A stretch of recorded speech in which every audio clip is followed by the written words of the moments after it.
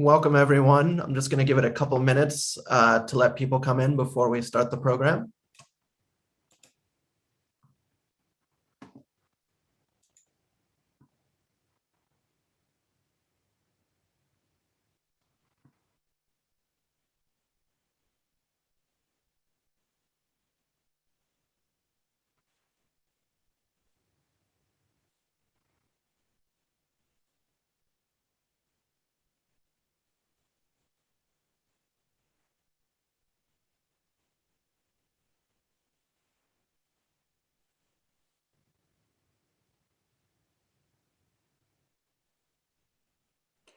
So I think we can get started.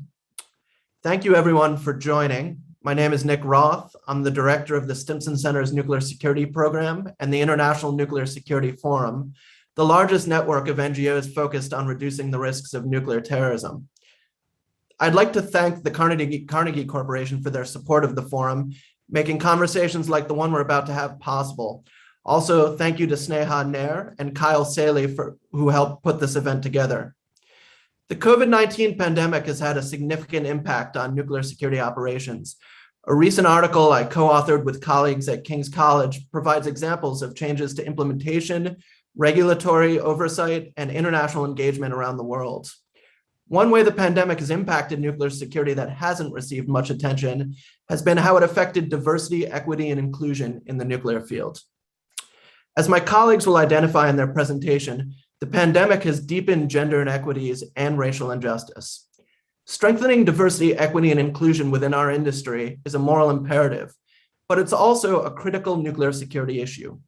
In 2018, Jennifer Glover, a security officer at the Nevada National Security Site, was sexually harassed, assaulted, and then fired after she reported it. The assault occurred during a critical training exercise where the guard force was supposed to defend itself from a mock adversary. Another example, a report came out earlier this year identifying that the U.S. National Nuclear Security Administration's Office of Secure Transportation Security Forces, which are responsible for transporting nuclear materials, did not have a single woman in uniform. This is while my examples are U.S. examples, this is not just a U.S. problem.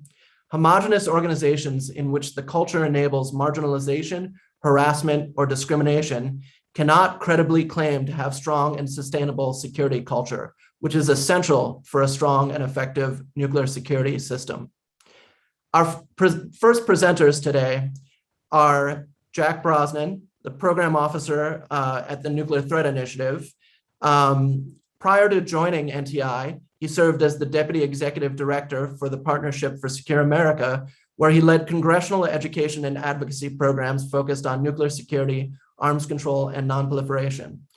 And Mackenzie Cater, Executive Assistant of the Materials Risk Management Program at the Nuclear Threat Initiative.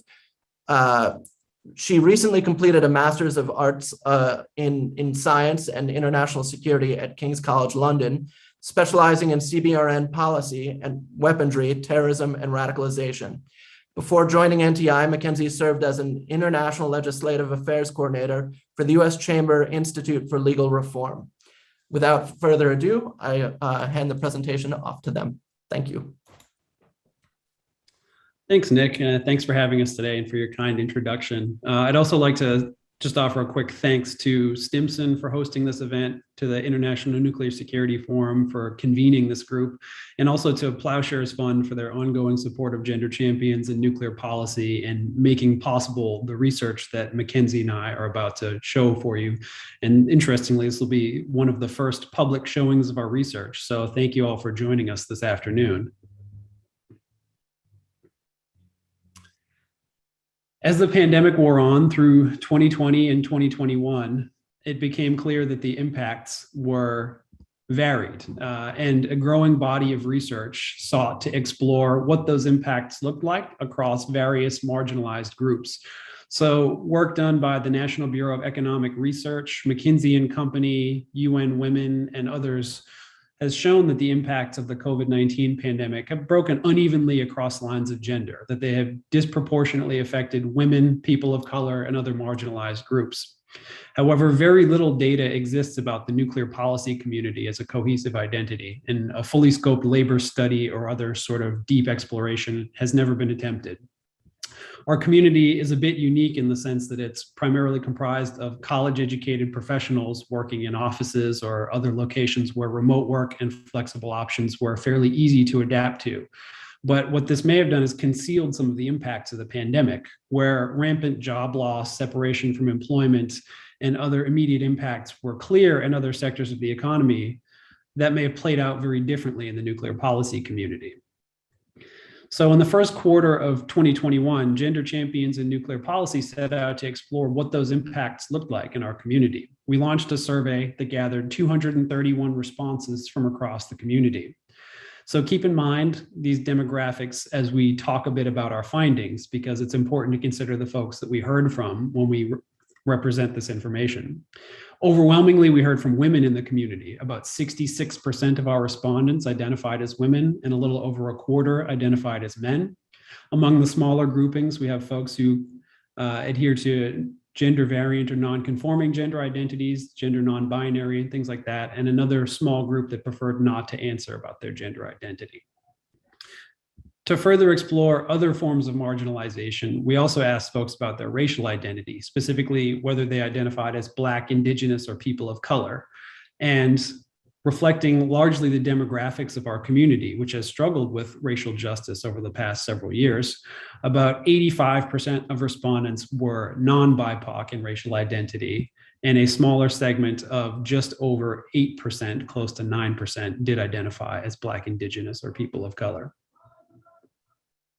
We also wanted to dig a little further into our research in terms of looking at which sectors our respondents represent, as the nuclear policy community is somewhat unique in the sense that we fulfill many different professional roles and functions, all working alongside each other in different ways. So most of the folks we heard from represent non-governmental organizations or think tanks, civil society groups, but a good chunk of respondents also came from private sector or government contractors. An additional significant chunk were working at academic institutions and some others, foundations and philanthropies, consultancies, some folks in media. The fairly large group of other respondents includes a number of folks working at US government agencies, which is not a segment that we set out to capture, but which we did see some significant number of responses from. So as we dig into the research a little further, we've tried to simplify things to make it easier to digest. While we asked folks their gender identity and offered a number of options, we will present our research in a couple of groups. So we'll present women and others and men, with those two categories containing a number of subgroups of gender identity. That's really just for simplicity of understanding. Additionally, we also wanted to note that most of our respondents had been in the nuclear policy community or in their professional role for quite some time. Over 80% had 10 or more years of experience in the field. Most also worked at larger organizations of 50 or more employees. And because this research was conducted by Gender Champions in Nuclear Policy, we were also curious to know how many of our respondents were part of our network or for working for Gender Champions, and that was just under half. So with that, we'll get a little bit into the research itself. One of the first things we looked into was the immediate economic impact of the pandemic. And what we found was that fragile progress on advancing gender equity has immediately been jeopardized. Women were nearly 2 times as likely to have experienced economic hardship as their male counterparts. They were nearly 3 times as likely to have had their work hours reduced, and over 2 times as likely to have seen pay cuts to themselves or colleagues than their male counterparts. So you'll note, you see the percentages at the bottom of each of those figures. In many cases, the raw figure is relatively small, which is what we mean when we say that the impacts may have been somewhat concealed. They're not dramatic, overwhelming results of job loss, but the relativity is what we see as important here. If you saw negative economic impacts because of the pandemic in this community, it is much more likely that you're a woman than a man. We also wanted to dig into the increased burden of care work, which is an established dynamic that jeopardizes women's ability to participate in the workforce. Of folks who saw reductions in their work hours, 86% among women were due to an increased burden of care work. So that's additional time spent on things like childcare, caring for sick family members, or other unpaid obligations in the home that prevent one from fully engaging with professional work. This figure was 0% among men. We also saw that overall, more women were separated from employment than their male counterparts.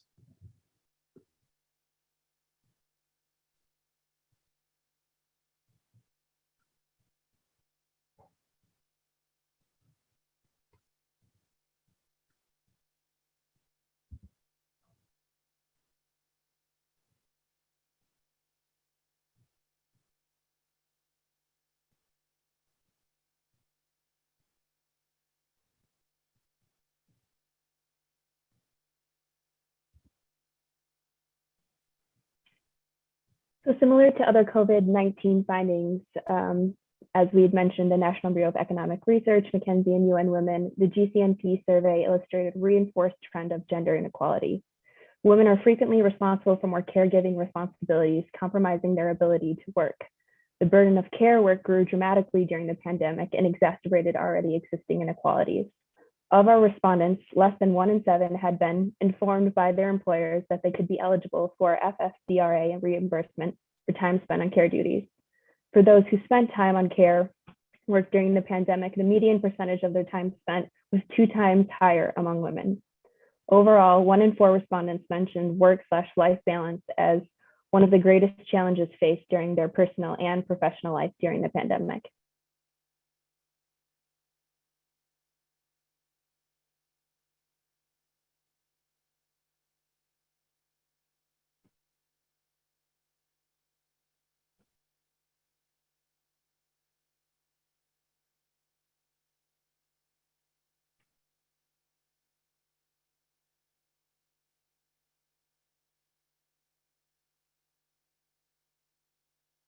Despite the limited sample size of BIPOC respondents, GCNP survey revealed some extremely interesting findings about their experience during this period. Black, Indigenous, and people of color have historically been marginalized members of the nuclear policy community. Similarly, during the pandemic, they experienced disproportionate negative outcomes in comparison to non-BIPOC peers. They were nearly twice as likely to have been separated from employment, more than 2 times as likely to have been taken or seen colleagues take a pay cut. Nearly 2 out of 3 of BIPOC respondents were concerned that the pandemic would negatively affect their prospects of professional development or career advancement, and almost 20% more likely to have experienced financial hardship due to the pandemic than their non-BIPOC peers.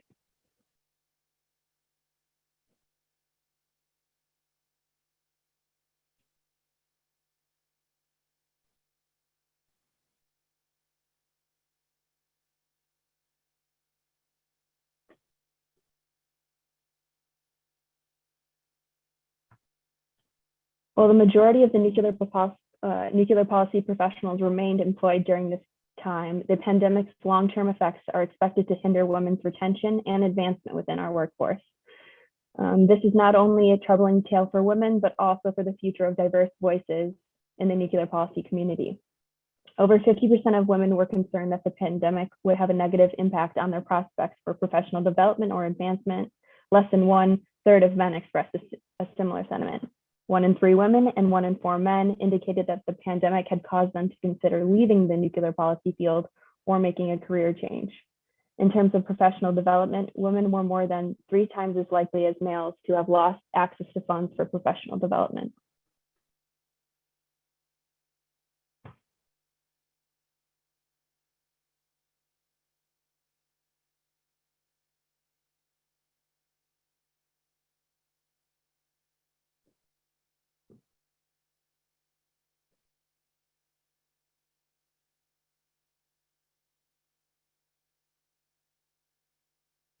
During the survey, respondents were asked to indicate whether or not the pandemic had impacted their perceptions of the importance of their work. Across the board, individuals indicated that the pandemic had negatively affected their opinions of the importance of their work. However, the alarming trend was that of early and mid-career individuals, as you can see with these numbers here. Those who were less established in the field are becoming more difficult to retain due to the pandemic. Before the pandemic, the nuclear policy community was already experiencing retention issues among the mid-career cadre. And now with the pandemic, a crisis of confidence could potentially threaten further damage to this already leaky pipeline.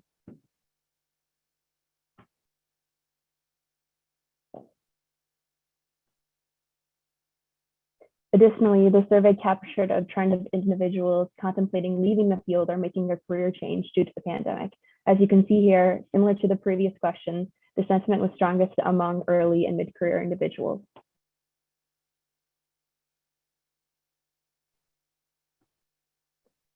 Lastly, on a similar vein, our respondents were also asked to indicate whether the pandemic had a negative impact on their prospects for career development and advancement opportunities.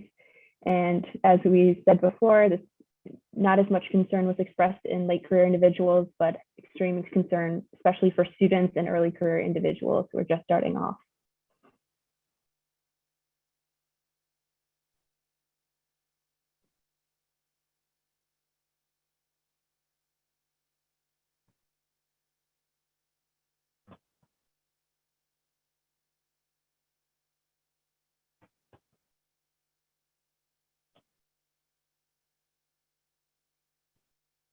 Another major impact recorded in the survey surrounded the topic of mental health. When individuals were taking the survey, they were asked a couple open-ended questions, one being, what have you personally found to be most challenging during your professional and or personal life during the pandemic? We were also gave respondents an opportunity to give a personal story at the end of the survey about their own experiences. And within these kind of more lengthy responses, we gained a lot of insight into people's personal lives. And one of the big trends is, I'm assuming many know, with mental health. As you can see here, more than 1 out of 10 people mentioned this as being one of the greatest challenges they faced during the pandemic, whether that was under mental health, isolation, or burnout.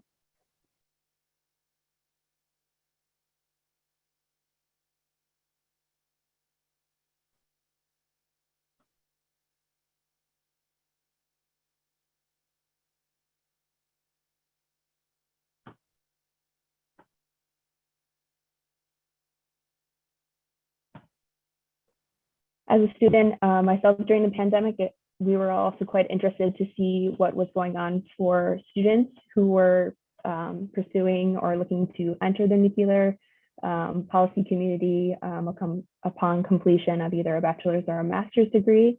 And these trends were also quite alarming. More than 1 out of 3 students were separated from employment during the pandemic, more than any other career group.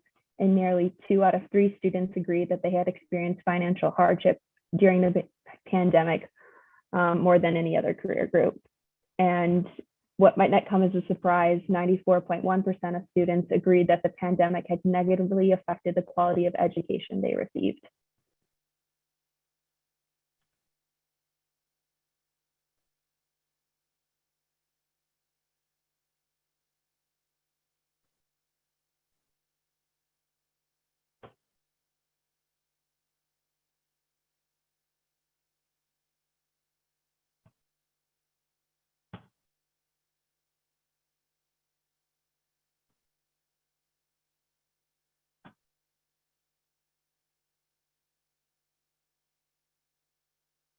So the next 3 slides, we were trying to track a trend about what was going on in this community, both before, during, and kind of looking forward into the future. And most of this had to do with a finding around workplaces and their ability to adapt. So as you can see here, remote work and flex time was available as an option to around 1/4 or more of people across every sector prior to the pandemic. So not, about 25%, not an overwhelmingly large number, but as you'll see in the next slide here, due to the nature of our work, it was quite easy for a lot of us to adapt. In certain other places, it didn't make as much sense based on the sectors that you were in. Availability to move into a virtual workspace didn't always make sense, but I think it's something that we did quite well. within our community. And onto the next slide, we also wanted to track what meant most meaningful. And so we asked something similar of like, what was the greatest thing your employer did during this time period? And overwhelmingly, people expressed gratitude towards their ability to offer remote work or flexibility around hours during this period. But also very troubling from this question was the response that some organizations or companies didn't take action at all, or they didn't feel there was a significant action. So this shows like maybe something we will do moving forward, but also showing that there are still places where people didn't feel they were taken care of.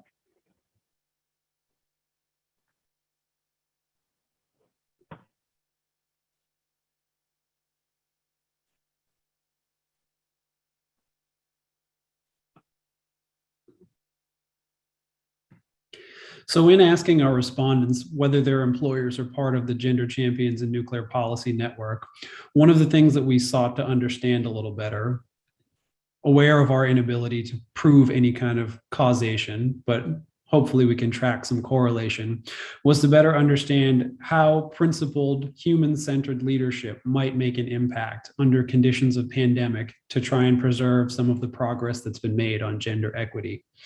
And we were, despite the troubling findings on all of the prior slides, quite pleased to see that respondents who worked for Gender Champions during the pandemic were less likely to have been separated from employment, less likely to have seen their own or colleagues' work hours reduced, less likely to have seen their own or colleagues' pay reduced, less likely to have considered leaving the nuclear policy field, less concerned that the pandemic would have a negative impact on their professional development or advancement, or more likely to have still had access to professional development funds or resources, more likely to have still had a regularly scheduled performance review, more likely to have felt adequately supported by their employer during the pandemic, and more likely to have received a stipend from their employer to offset home office expenses.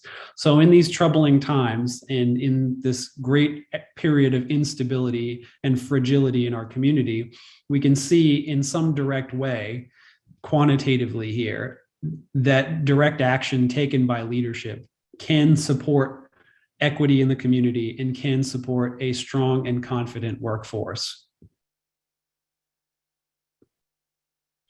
So that brings us to the question of where do we go from here? When we wrote this slide, we said that the nuclear policy community is on the precipice of a crisis, but that doesn't feel true anymore. It feels like we're in a crisis now. We are fully waist deep in a crisis.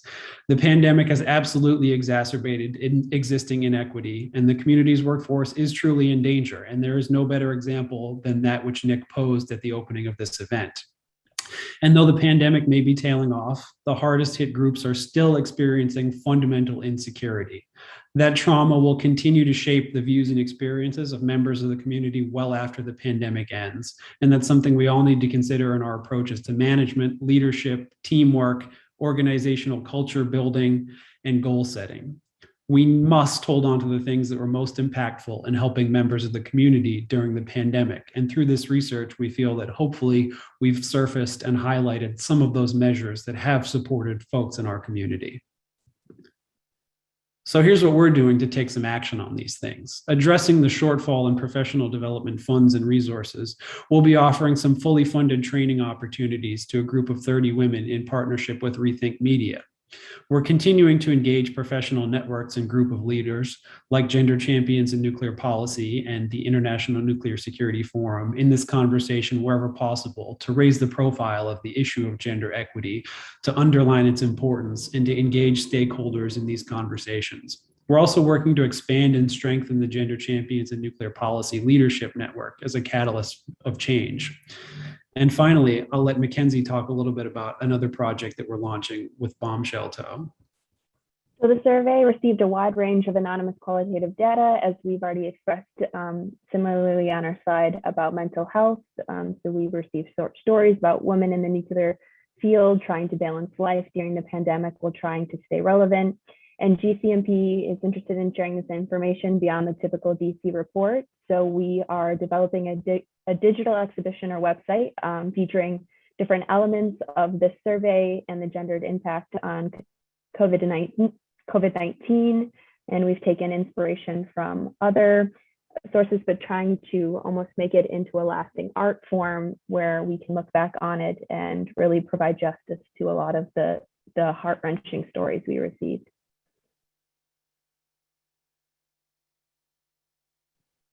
So here's what you can do. We know that Gender Champions taking action to advance equity has improved the experience of their employees during the pandemic. We can say that with some certainty now. So you can help this work move forward. If you're a leader of an organization, if you know leaders of organizations, you can become a gender champion or help enlist other leaders in the community to commit to the importance of equity to help move the goalposts forward. You can find out more about gender champions and nuclear policy on our website, gcnuclearpolicy.org. But more than that, you can support leaders who are using their platforms to open conversations about making the community more equitable and more resilient.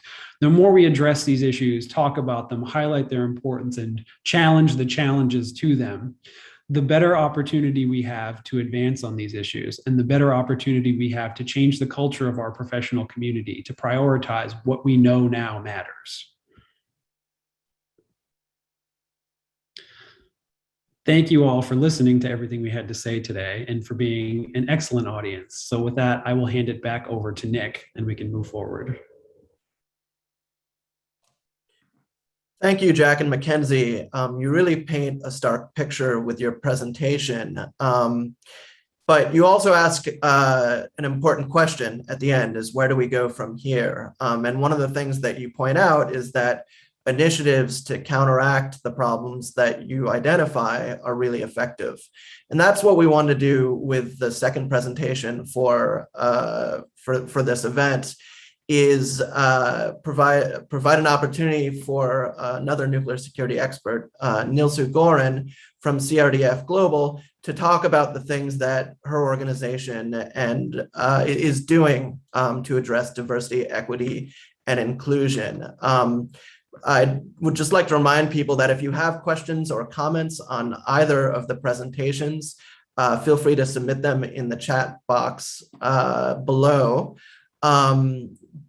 Before handing things over to Dr. Gorin, I'd just provide a little bit of background of her background. Dr. Nilsu Gorin is a program manager at CRDF's Global Security Assistance Division, where she leads nuclear security and non-proliferation programs serving the US government and international partners. She's also a non-resident scholar at the Middle East Institute and a research scholar at the Center for International and Security Studies at the University of Maryland School for Public Policy. Her main area of expertise is Turkish foreign and security policy making. She has written and presented extensively on nuclear weapons, nuclear security, non-proliferation regimes, and ballistic missile defense. So Nilsu, take it away. Thank you very much, Nick, for the kind introduction and also the invitation. I would also like to thank Stimson Center, the International Nuclear Security Forum, and the Gender Champions in Nuclear Policy for providing the opportunity to talk to our audience today a little bit about the implementer's perspective. As you may already be familiar, CRDF Global is a nonprofit organization that operates within women in science and security fields, but also as a government partner provides opportunities to global participants. And our strength is our global audience and the number of projects and opportunities that we are able to provide. And that's the perspective that I would like to bring, building on the grim and eye-opening findings from Jack and Mackenzie's presentation on the survey results, and also how an implementer that truly focuses on international global footprint has dealt with the impacts of the pandemic on our stakeholders, and how we were able to pivot our programming to make sure that we maintained our sustainable support to our participants, including women. So one of our key areas where I also prioritize and focus on most is nuclear policy. But as an organization, our core mission areas are much broader than that. So we partner with government agencies, industry, academia, and non-governmental organizations that do operate in the field of CBRNE security and non-proliferation issues, but also strategic trade, border security, and global health.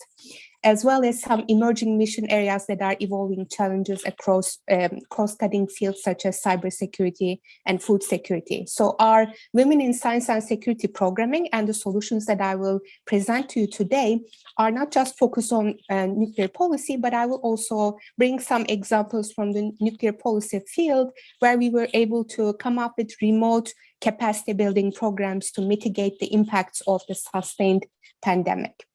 So with that, I do also want to bring up a point about what it also means to be working for a global NGO with international offices. So I think our journey at CRDF Global evolved around us becoming a gender champion in nuclear policy, a member of INSF, but also having our internal DEI initiatives, because as you can see, we do have global offices and meaningful presence with our regional hubs, and each of our offices actually had a different response to the pandemic and the changing conditions on the ground. And as Jack mentioned, we were one of the lucky organizations that were actually able to utilize the impact of becoming a gender champion, kickstarting our own internal DEI conversations, being very mindful and also having mechanisms to measure our internal DEI status, but also providing those flexible working opportunities for our global partners.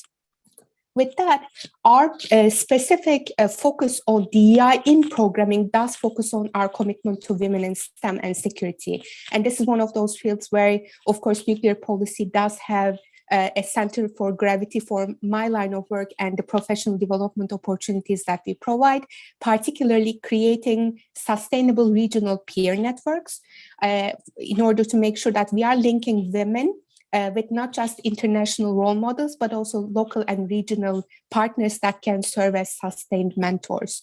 And in doing so, one way that we operate is providing regular grant and fellowship opportunities on our website and through our networks to make sure that we have a very explicit commitment to diversity, equity, and inclusion in all of the opportunities that we have in terms of sustained funding and fellowship opportunities.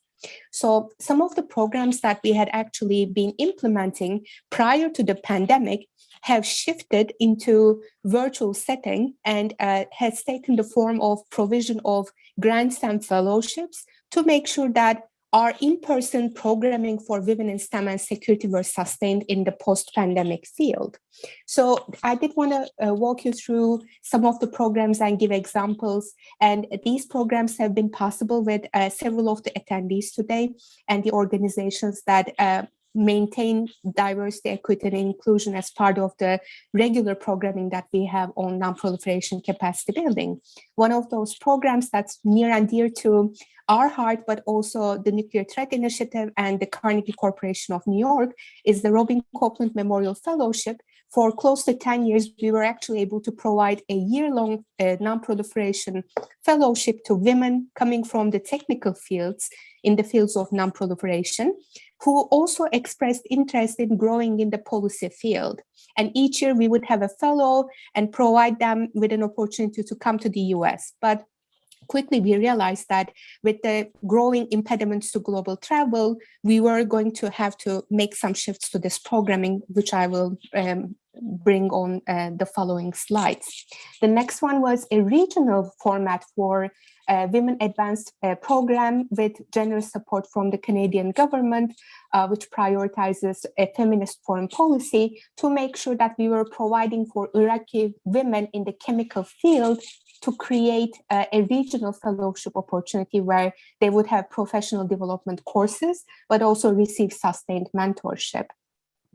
Finally, one project that I did want to highlight with input from the CRDF Global team, the Working Group for Women in Science and Security, is right prior to the pandemic, CRDF Global conducted research and put together a toolkit titled The Best Practices Guide for Advancement and Inclusion of Women in STEM and National Security that addressed several topics that came out of the survey that Jack and Mackenzie provided with respect to all the disadvantages that women face at the workplace, with respect to underrepresentation, but also providing them with specific tools in order to foster a more inclusive and diverse work environment that each of us can bring to our leadership and advance the mechanisms that we can cope with these typical impediments and barriers that women face in the workplace.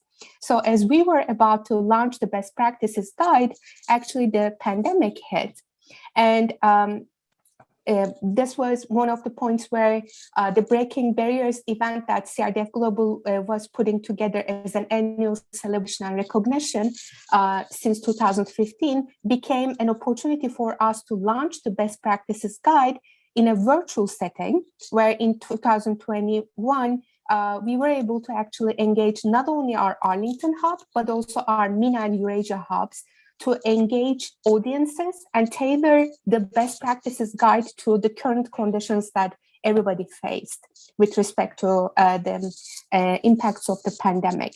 So much like what Jack and Mackenzie described, we found in one of our special sessions on the impacts of COVID-19 that women had been indeed disproportionately affected by the pandemic.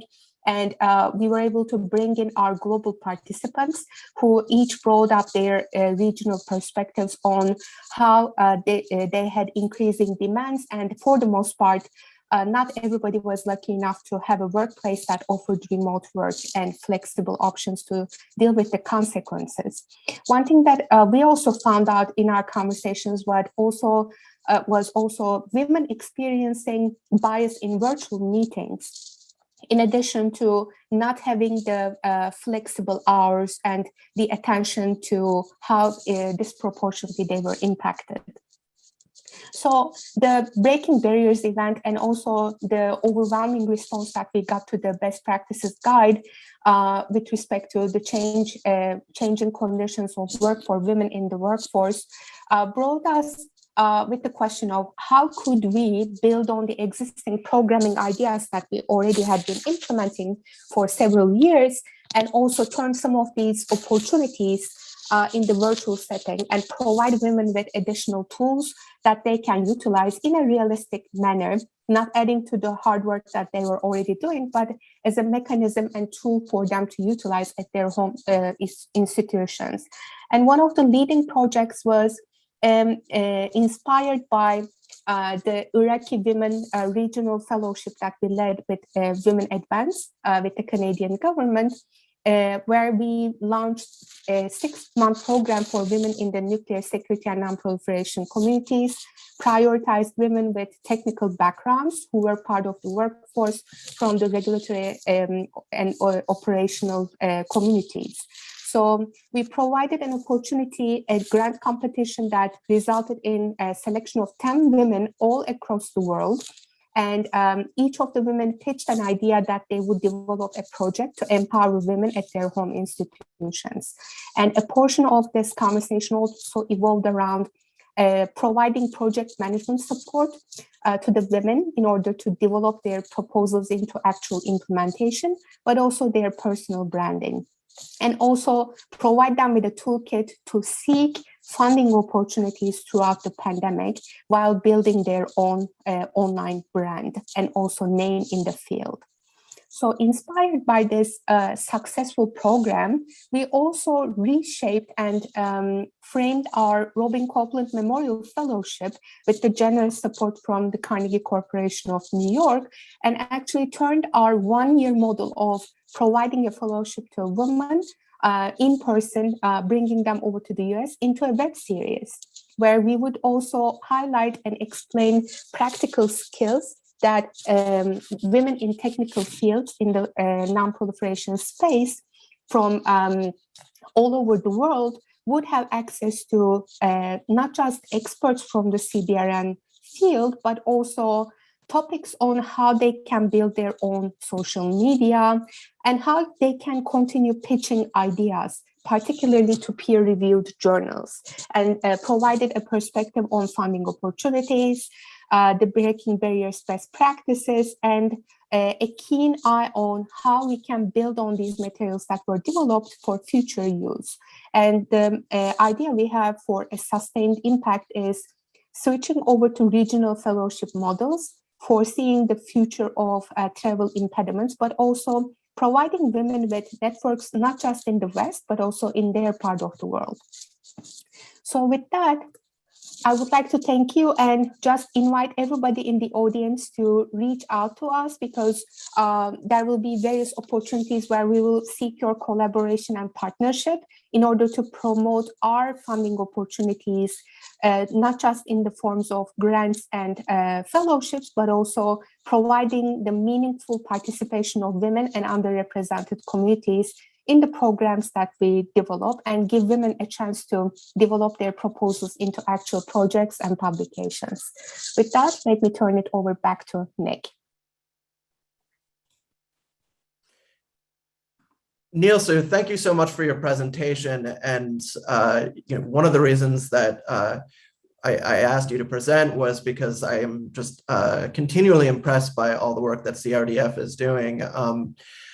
We have a number of questions in the Q&A feed. I'd also like to take this opportunity to ask a few of my own. And I guess I'll start with you, Nilsu.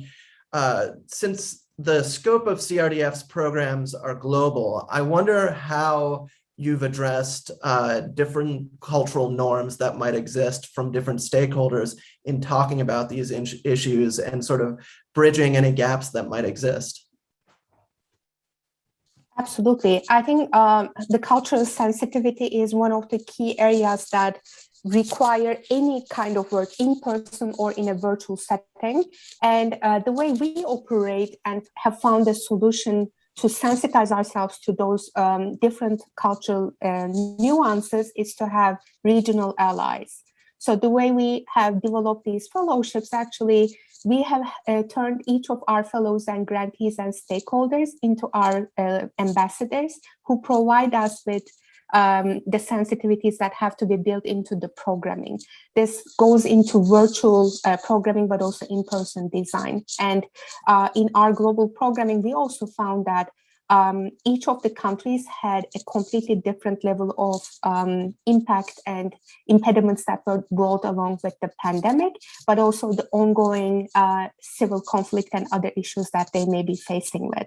So some countries were a lot more advanced in the opportunities for them to pursue remote work. Others, throughout the height of the pandemic, were required to report back into their workspaces, and were juggling maybe personal health issues and family emergencies at the same time as having to report back to work, not to lose their employment. So there has not been a single solution, and our point of reference has always been our regional experts and allies in each of these countries.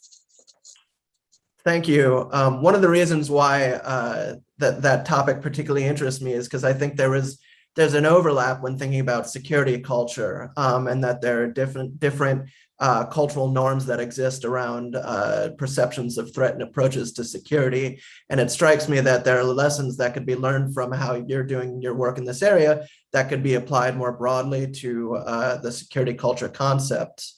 The next question that I wanted to ask is for Jack and Mackenzie. I had a couple questions, but one of them is your presentation alludes to policies that might be producing the outcomes you describe, but isn't quite explicit about that. So I was wondering if you could talk a little bit more about what do you think is causing the trends that are being observed? Thanks, Nick. That's an excellent question. So in our survey, we didn't specifically dig into the particulars of institutional policy, but as you've alluded to, we have definitely drawn some parallels between sort of institutional culture or practice and positive outcomes.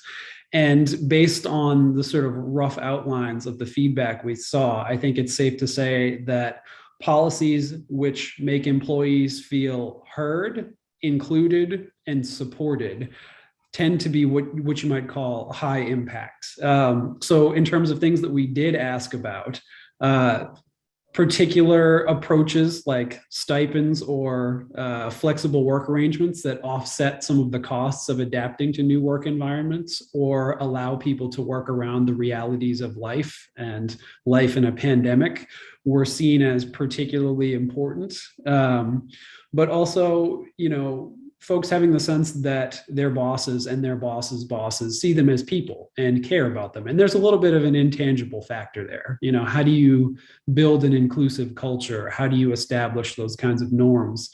And so many of the things that we heard from people pertained to feedback being taken, feeling a sense of connection to their workplace, to their colleagues, to their employer. And I think one of the great challenges that our community faces is that a lot of this is sort of not heavily trod ground, right? The best practices in many areas are still being established. And that's one of the places that Gender Champions has really excelled, is in the internal exchange of best practices. When organizations like the work that CRDF has done take the opportunity to pilot some of these approaches and prove their effectiveness and share that information with the community, I think is where we see the development of really high impact policies.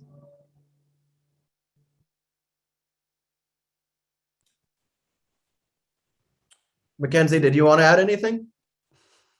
No, I think Jack did a great job at kind of explaining that, but just based on what our survey results said, there was a lot of meaningful actions that people identified as having a major impact. So I think going forward, we just want to show that, maybe some of these things that we've adapted to should remain post-pandemic, or a little bit more flexibility, which maybe wasn't the norm before, but having a little bit more flexibility from working from home or timing just to adapt to, things opening up again. Some of these have been really great for people and have further motivated them to stay within the community or to be passionate about the work they do. So we're just hoping to look forward at some of the things that we've adapted and maybe should stick around. Thank you. We've got some really great questions from the audience. The first one, I think, is for all of you, from David Esch. What are the most important steps that senior policymakers in the nuclear field that they must take in order to foster an inclusive culture? And let me just say, I would expand that beyond senior policymakers, but what can all of us do? But I think that's a good perspective as well. So. I can get us started. I think one of the great first steps is maybe having that internal discussion. If you don't already, in your organization or wherever you're sitting within the nuclear policy community, maybe establishing a DEI committee that gets together and talks about issues. It can be a representation of the various teams that work. I know at NTI we have a DEI committee that reflects all the various teams that we have at our organization, and we get together and have various initiatives that we do to promote further equity and inclusion at our particular organization, or what we can do outward facing, if we can host a webinar on a specific issue, or just a place where we can kind of be the voices for others, where we can come in and express concerns we have, or if there's things that we think we could change to make things better. But I think that's maybe a great first step to take.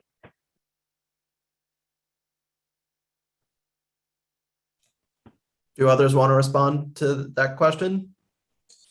I can build on Mackenzie's points about establishing the baseline, facing the reality as grim as it may be, but also setting up a realistic target as to what success looks like. Because I think based on that baseline, whether this is an internal organization, an institutional, or an agency level conversation, what success looks like is going to be very dependent on the culture and the country.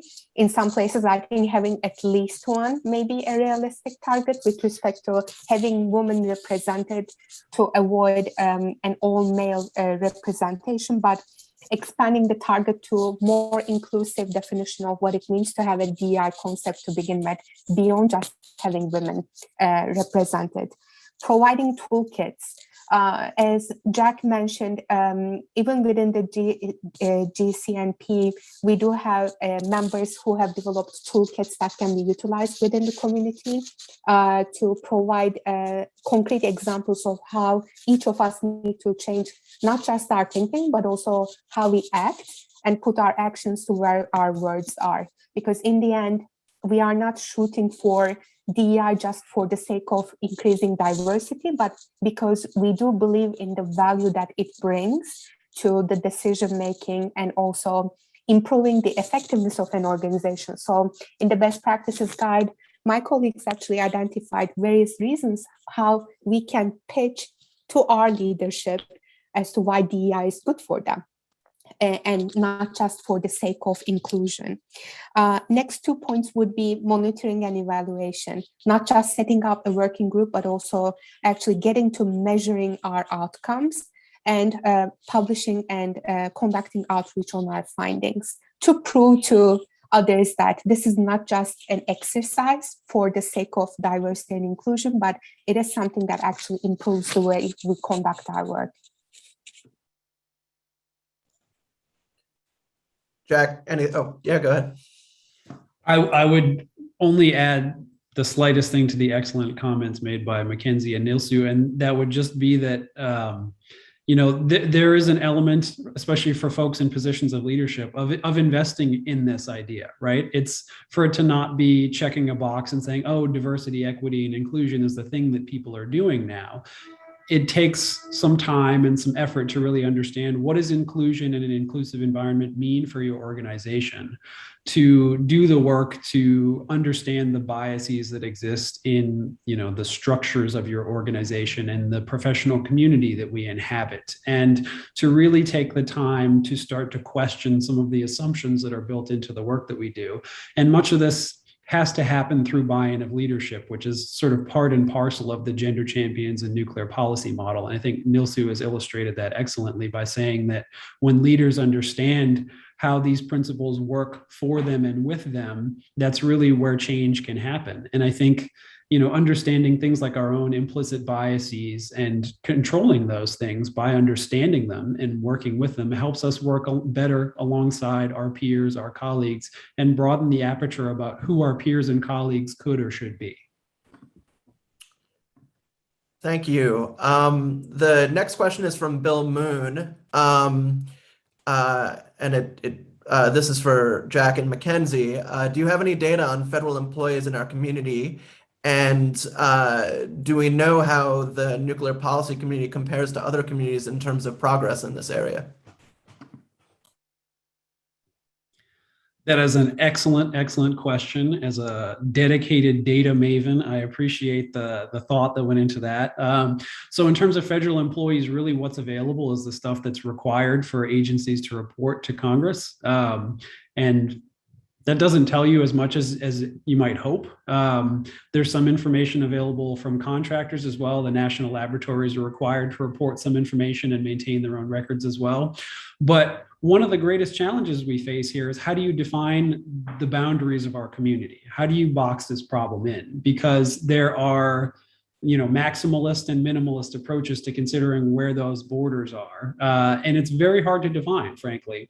It's quite easy to work within civil society, particularly within DC-based civil society, which is an advantage that many of us in the DC area have in our thinking, but it's also a weakness because that over borders things.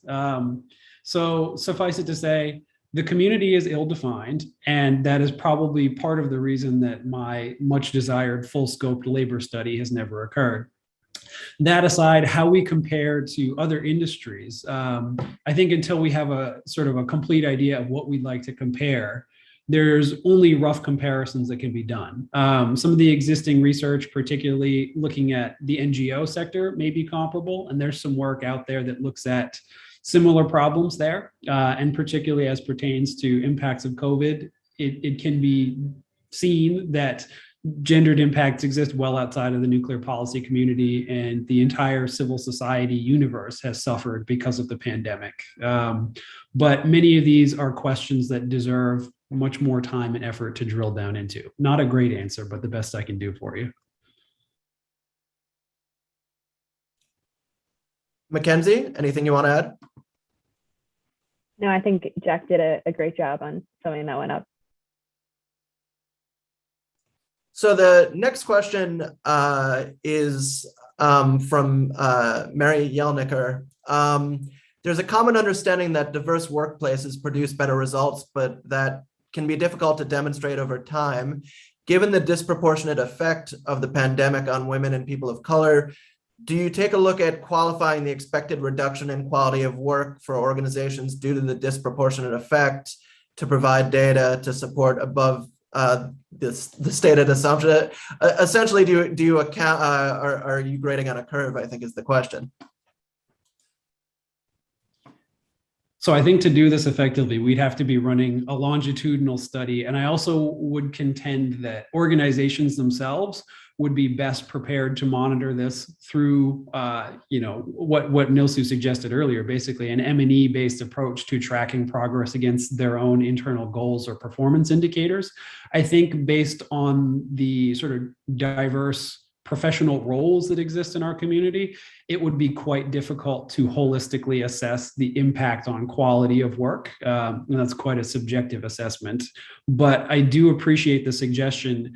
And I think there is some work in the pipeline to look at specifically to the nuclear community, whether we can put numbers on the impact of diversity on, solid workplace culture, outcomes and outputs in the same way that Harvard Business Review and others have done superbly in the private sector. So unfortunately, no, we don't have that kind of data, but I think over time, we may be able to develop a patchwork that shows something close to it. Thank you.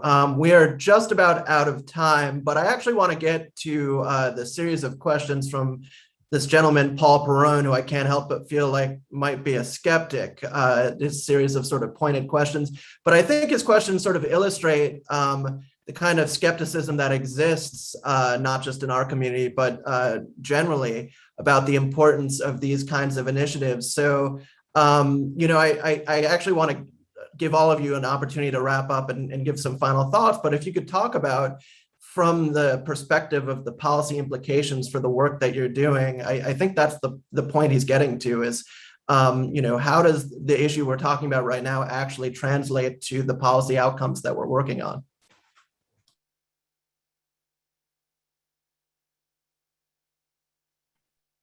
Maybe I guess just getting us started off, like an oversimplified area of the work that we do arguably affects every single person on this planet.